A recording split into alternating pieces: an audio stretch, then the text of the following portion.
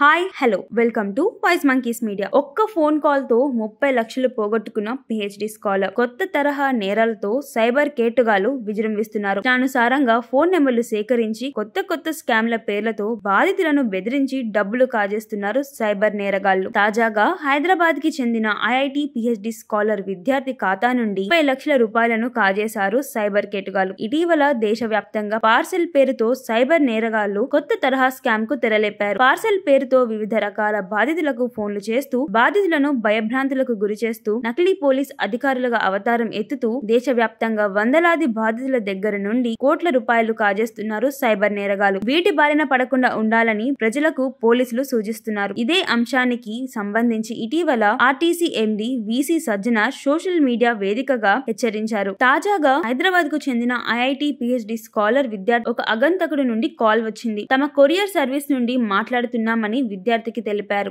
ఆ పార్సెల్లో కొన్ని అనుమానాస్పద వస్తువులు ఉన్నాయని మభ్యపెట్టారు. ఎలాంటి వస్తువులు ఉన్నాయో తెలపాలని విద్యార్థి కొరియర్ వారిని ఎదురు ప్రశ్న వేశాడు. అనుమానాస్పదంగా ఉన్న పార్సెల్లో డ్రగ్స్ తో పాటు ఒక పాస్పోర్ట్ ఉన్నట్లు బాధితుడిని సైబర్ నేరగాలు నమ్మించారు. తనతో పాటు తన కుటుంబీకుల మొబైల్స్, ల్యాప్టాప్స్ ను టెర్రరిస్ట్ గ్రూపులు హ్యాక్ చేశారని నమ్మించారు. కొరియర్ సంస్థ నిర్వాహకులు వెంటనే ముంబై పోలీసులకు కాల్ కలుపుతున్నట్లు నటించారు. ఆ వెంటనే లైన్ లోకి వచ్చిన మరో సైబర్ నేరగాడు బాధితుడిని మరింత బెదిరించే ప్రయత్నం చేశాడు.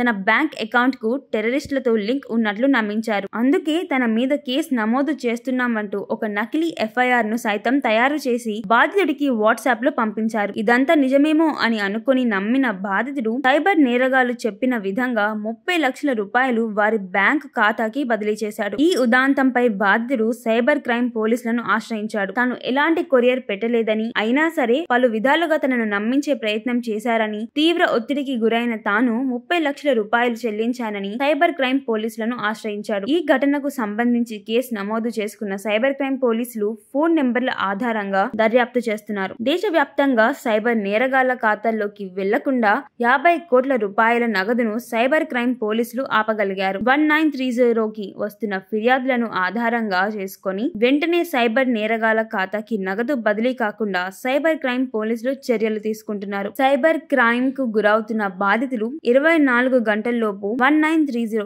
టోల్ ఫ్రీ నెంబర్ కు ఫోన్ చేస్తే బాధితులకు ఖాతా నుండి నేరగాళ్ల అకౌంట్ లోకి నగదు జమ కాకుండా ఫ్రీజ్ చేయగలుగుతామని పోలీసులు తెలుపుతున్నారు.